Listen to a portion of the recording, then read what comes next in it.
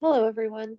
I wanted to make a couple of short videos for you of a couple things that we didn't get to in class. Okay, so the first thing is turning points and x-intercepts and how they're related to the degree of your polynomial. So remember, the degree of your polynomial came from the degree of the largest degree of any of its terms. And so that term with the highest degree was called the leading term. So the degree of the leading term and the degree of your polynomial are the same. Okay, so let's talk about how the degree of a polynomial is related to turning points and x-intercepts. Now, a turning point is any time that your polynomial, your graph, turns. So that means you go from being decreasing to being increasing. So this is a turning point right here. Or it turns from increasing to decreasing, like right here. This is also a turning point. Here you go from decreasing to increasing. This is also a turning point. When you get to calculus, these are going to be called critical points. But for now, we're just going to call them turning points. Anytime your graph turns from being increasing to decreasing or decreasing to increasing, turning point. Okay, so how are these things related to the degree of your polynomial? Let's say we have a polynomial of degree n. That means our leading term is going to look like some number times x to the n power. And so that's what our leading term is going to look like. So our polynomial has degree n, and that polynomial can have at most n x-intercepts, and it can have at most n minus 1 turning points. It doesn't have to have all of these, but it can have at most this number. So let's say we had a polynomial of degree 7. Then our leading term would look like a times x to the 7th power, and that polynomial could have at most 7 x-intercepts and 6 turning points. Now, on the flip side of that, let's say we had a polynomial that had 3 turning points. Well, our degree has to be at least 1 larger than the number of turning points. So that means if we have 3 turning points, our degree has to be at least 4. And similarly, let's say we had 5 x-intercepts, then the degree of the polynomial has to be at least as large as the number of x-intercepts.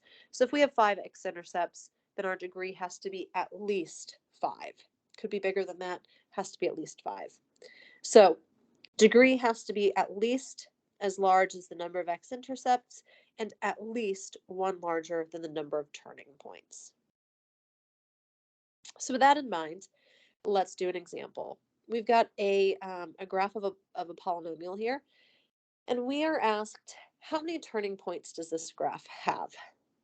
Well, we've got one here, we've got one here, and here, and here.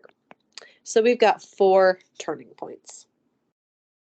How many x-intercepts do we have? Well, let's see. We've got an x-intercept here, right? These are places where we cross the x-axis. We have an x-intercept here, and here, here, here. So we've got 1, 2, 3, 4, 5 x-intercepts. Okay. And we are asked, is the degree of the polynomial even or odd? Let's see. To figure out the even or odd, this comes back to something that we covered in class today. If you have an even degree of your polynomial, then your end behavior matches on each side. If you have an odd degree of your leading term, then your end behavior is opposite on either side.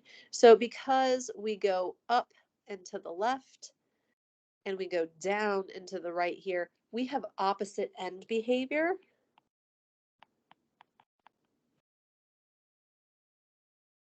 And since we have opposite end behavior, that means our degree is odd because our end behavior is opposite. And next we are asked what the possible degrees of our polynomials of the polynomial of this graph is? Well, that's going to be related to our turning points and x-intercepts. Because we have 4 turning points, the degree has to be at least 1 larger than that. So that means the degree of our polynomial is either 1 larger than that or bigger. So 4 turning points means your degree has to be 5 or larger. And 5 x-intercepts says that your degree has to be at least that big. So the degree is, again, 5 or larger. It can match or be bigger. And so a possible degree of this polynomial, both of these agree that the degree is 5 or more, and we know that it has to be odd, which means we could have degrees of 5 or 7 or 9 or 11, or it could keep going. We don't really know where it ends. Alex is going to give you a few check boxes, and you check all the ones that apply. But basically, we know it's going to be odd, and the degree is going to be 5 or larger, which means these are our possible degrees.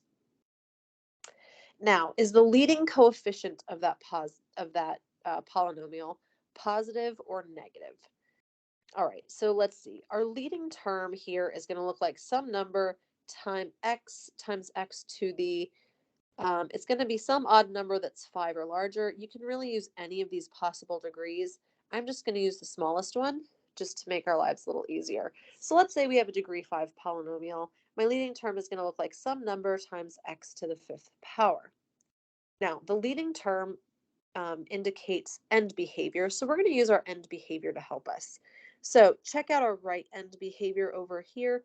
This says as x goes to infinity, y goes to negative infinity. So I know that if I plug in a huge positive number into my leading term for x, I need to get a negative number out of my leading term. So I know that when I do a times some huge positive number to the 5th power, I need to get a negative number out of that because of my end behavior.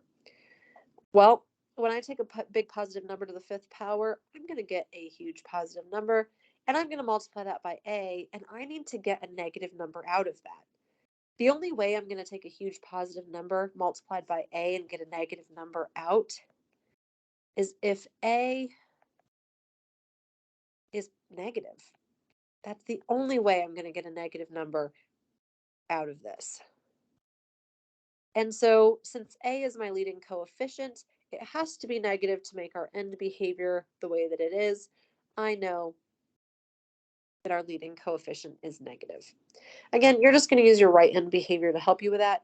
If it goes down, you're going to have a negative leading term. If it goes up, you're going to have a positive leading term. Again, that's because of end behavior. All right, I hope that helps with your Alex topic. I'll be back with another video, and I'll see you next time.